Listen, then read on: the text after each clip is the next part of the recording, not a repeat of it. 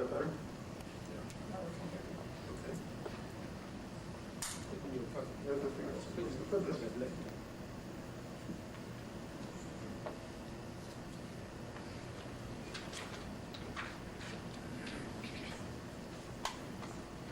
What's the objective of the study? Our initial objective was to try to oxidehydrogenate propane and propylene. Certainly we could form many possible products from propane oxidation. Propylene could be further oxidized to acrylamide and acrylic acid. In the presence of ammonia, we could also do an M oxidation to acrylonitrile. At Mobile, the purpose of our work was to try to derive a clean route for the conversion of alkanes to alkenes for use as things like alkylation feed, synthetic lubes, diesel fuel, the whole gamut of things. But as we know, there's another product which is not listed here, which we could form from propane oxidation, namely COX. What I'd like to try to get through across to you today is some mechanistic aspects of why certain catalysts function the way they do. There's been a lot of prior work in propane oxidation. Most of it has been focused on vanadium-based systems with certain modifiers like magnesium orthovanadates by Harold Kuhn and many others. Some vanadium antimonate-based systems, which were used for propane M oxidation, studied by people like Sempi and Trefiro, metal phosphates and iobates, and finally metal molybdates. And I'd like to point out also, in terms of metal molybdates, Masachia has done an excellent job of taking a look at nickel molybdate for propane oxidation, as well as Hardman has for cobalt molybdates. Now, the system we looked at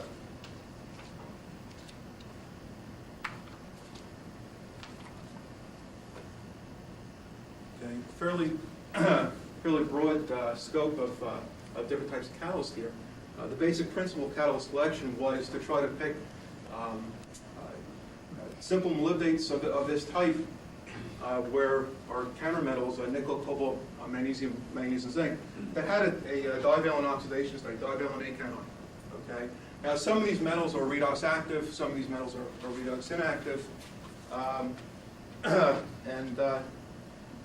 basically, in brief, what I'd like to show you is that, or at least tell you, because there's probably not enough time, given the hour, to go into great detail that the functioning of all these catalysts, is that a very important feature of these catalysts is the coordination around the metal site. Alpha manganese molybdate structure, which has tetrahedral molybdenum coordination, we feel is very important to affect the functioning of these catalysts. Now, all the catalysts I'm going to talk about that we examined are supported on silica, 80% active phase, 20% silica. And in brief, I'll describe very quickly choice of catalyst system, reaction network, and kinetics, and proposed mechanism.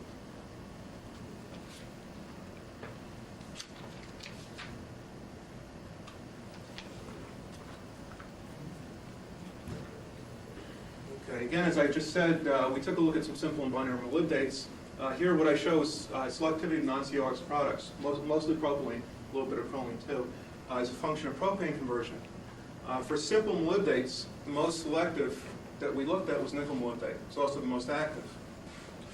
Okay. One of the least selective molybdates that we looked at was cobalt molybdate. Very interesting synergy happens when we combine both nickel and cobalt into a common molybdate lattice. Okay, selectivity is shown here. Okay, activity also is dramatically increased compared to what the base cobalt molybdate catalyst is. Now, when we take a look by X-ray at the nickel-cobalt molybdate series, what we see is a very nice solid solution. Okay, going from nickel to cobalt molybdate. We believe there's a very good synergy between the two end members in the series. These numbers here are also a little bit deceptive in that if we normalize on a per surface area, a per square meter per gram basis, we find that nickel-cobalt molybdate is about 70% as active as nickel molybdate. Now, one more synthetic aspect that we investigated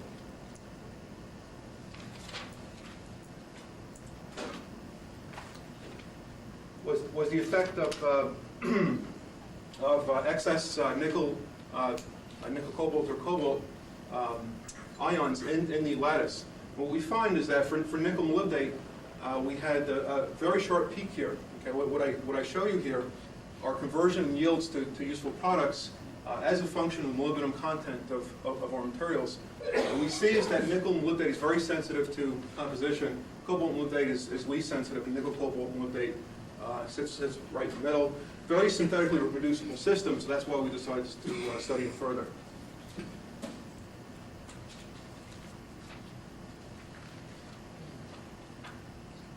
Now, over nickel cobalt molybdate, we also took a look at an oxidation of a couple of other light hydrocarbons, namely butane, ethane, and methane.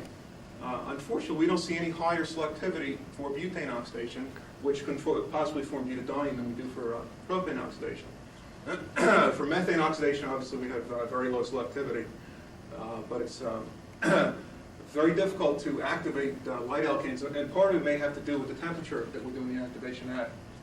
Again, for propane activation, we're looking at temperatures about 560 degrees C. For methane, we studied this at about 770 C, and for butane, it was about 500 C. What we'd like to do is to try to get down lower in temperature. Now, I'm going to switch gears a little bit here and talk about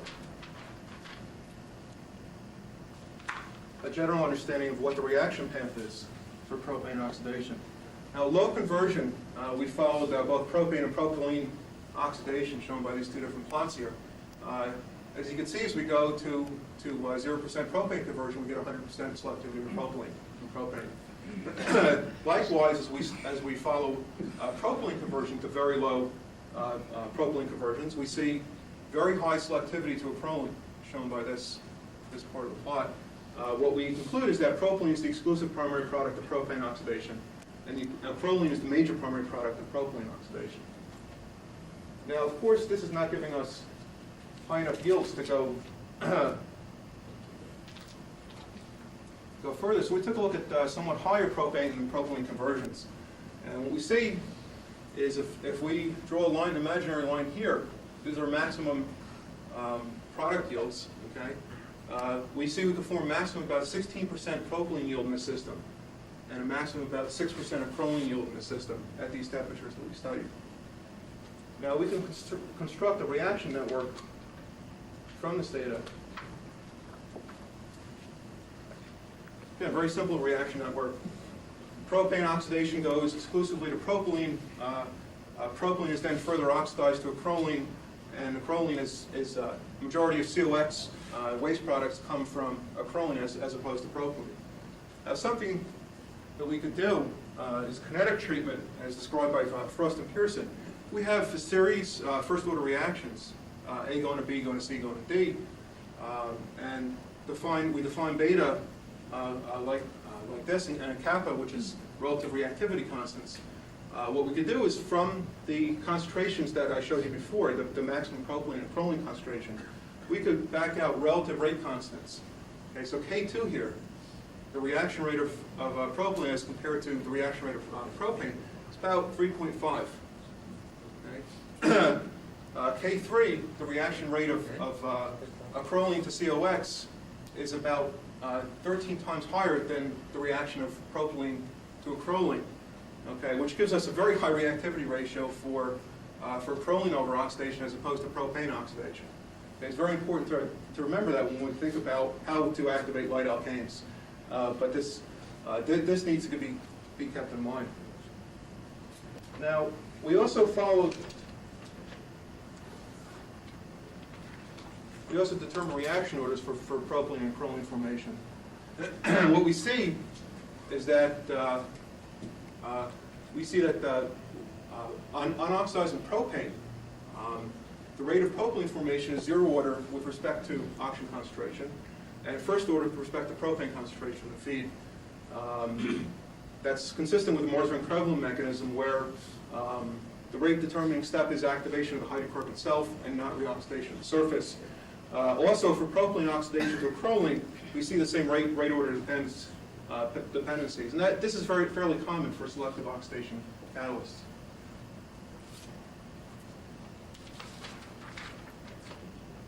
Now, for COX formation, we see a somewhat different story. For COX formation, we see half-order dependence on mole fraction of oxygen in the feed. For COX formation from propylene, we see Langmuir-Hinshelwood dependence on propylene. Okay, so what this indicates is that there's some type of chemisorph species which is responsible for COX formation, okay, as opposed to our first order dependence that we saw for hydrocarbon activation to useful products. Now,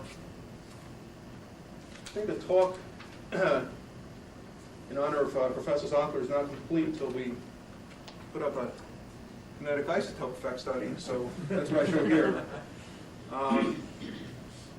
For propane activation over nickel, cobalt, and molybdate, okay, we see a very high primary kinetic isotope effect, okay, 1.7. For propylene disappearance as well, we see a fairly high kinetic isotope effect, primary kinetic isotope effect, fairly close to the maximum in both cases. For a system which I don't really describe in detail here, but let me just pass this off as a prototypical vanadium-based system for propane activation. We see as a kinetic isotope effect of, again, a very high propane kinetic isotope effect for propane disappearance. For propylene disappearance, however, the ratio approaches 1. Okay, good difference between this could explain some selectivity differences between our nickel, cobalt, and molybdate systems and typical vanadium-based systems, in that vanadium-based systems may be a little bit too proficient at propylene activation. The kinetic isotope effect for propane and propylene activation is consistent with homolytic CH bond breaking as the rate determining step, relatively symmetric transition state. We presume it's methylene hydrogen abstraction for propane activation and a little hydrogen abstraction for propylene activation, since those are the weakest CH bonds in propane and propylene.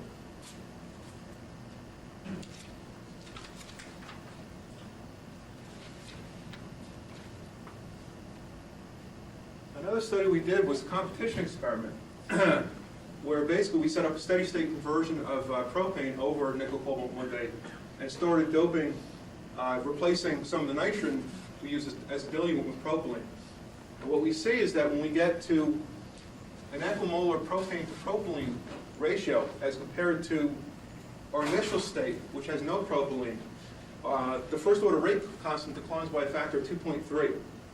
Okay. What that says, or at least what we think it says, is that propane and propylene compete with fairly similar effectiveness for metal oxide sites. We'd expect it to go down by a factor of about 2, given a constant number of metal oxide sites on which hydrocarbon activation can occur. So it surprised us a bit because if we think about how propane and propylene activation occur, we would expect that propylene would be more strongly absorbed on the metal oxide site than propane would be.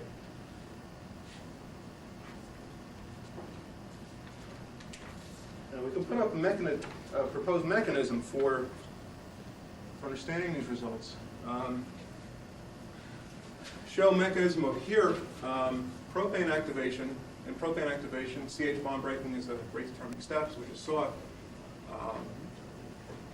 We can form an adsorbed propylene species on the surface.